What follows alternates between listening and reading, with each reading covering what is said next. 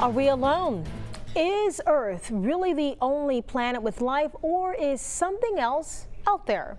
Here's investigative reporter Shelby with a story that just might make you rethink everything. It's been a debate for decades. Are aliens out there, and have they ever made contact with us? After 45 years of keeping it a secret from his own family, a Gulf Coast man's declining health has given him a reason to write a book and leave his legacy. Calvin Parker is now ready to tell the story of the event that would change his life forever. Do you ever get any feelings or flashbacks when you come out here? No, it's changed. It's hard to feel anything when you come out here. What do you think about the whole experience? Think it happened?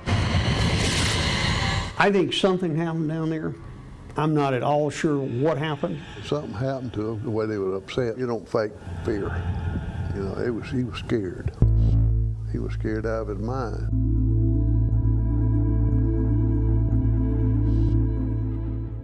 In 1973, Calvin Parker was 19, a hard worker who just wanted to build a home and raise a family. But those plans would be derailed during a fishing trip in Pascagoula. A real bright beam appeared all over us, but it kind of blinded me for a second, and when I got my vision back, I seen three bulky looking creatures coming toward us. Parker will tell you, because of this night, he's spent the last 45 years in hiding, scared to face the curious and unrelenting public eye. We'll get up and go to work in the morning, nobody will never know, and they won't make us out to be idiots.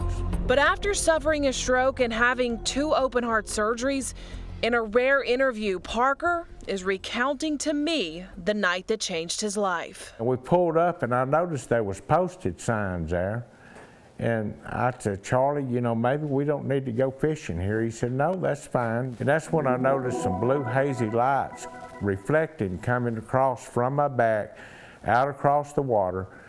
So I stood up thinking that I was going to go to jail for trespassing. Just north of where Ingalls Shipyard now sits, Parker and his fishing buddy, 42-year-old Charles Hickson, would do anything but fish that night. I seen 3 bulky looking creatures coming toward us, and they was probably 4.5, 5 foot tall. They built like football players, but I noticed they kind of moved mechanical wise, and they was floating off the ground. By the time we stood up and turned around, they was there on us all at one time. So 2 of them got a hold of Charlie, 1 of them got a hold of myself, and instantly I felt like that I just got relaxed. Parker claims he and Hickson were levitated into the spacecraft. There was an examination room, what I call it, and the old big ugly creature that brought me in, he took me and laid me on an examination table, and he just backed up out of the way. I couldn't move or anything. All I could do was look, and there was something about the size of a deck of cards that came out of the ceiling, and it hovered about a foot in front of my eyes, and then it went to the right side of my head and it clicked, went behind my head and it clicked, went to the left side of my head and clicked, and then straight to the front, and then it shot back up in the ceiling. And that's when I noticed some kind of little ruffling noise, and this more feminine looking creature came out. She looked completely different than the what I call the robot, because he moved like a robot, just mechanical wise. She looked kind of feminine looking and had fingers, regular fingers and all, come over and pinched me on the side of the cheek. And then she took her finger and run down my throat and got behind that little thing that hangs down back there and tried to come up in my nasal cavity. And that was when it started hurting and I started choking and I got scared. And she just kind of telepathically told me, you know, don't be afraid, we're not going to hurt you. And with those words, Parker says the aliens dropped he and Hickson back off on the bank. Frozen in fear, Parker didn't want to let anyone know what happened. Hickson, however, said they had to tell somebody, so they called the Jackson County Sheriff's Office. And I said, could I help you? He said, yeah, I've had something happen, but said, you gonna laugh if I tell you what it is. I said, look, fella, go ahead and tell me, I'm busy. What happened? He said, I got picked up by a UFO. I laughed.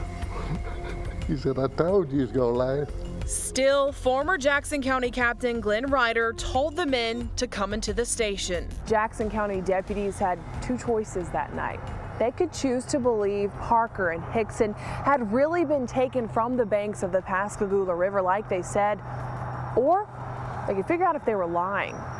So deputies stuck a secret tape recorder inside an interrogation room back at the station, and it's what they heard on those tapes that made them believe the two were not lying.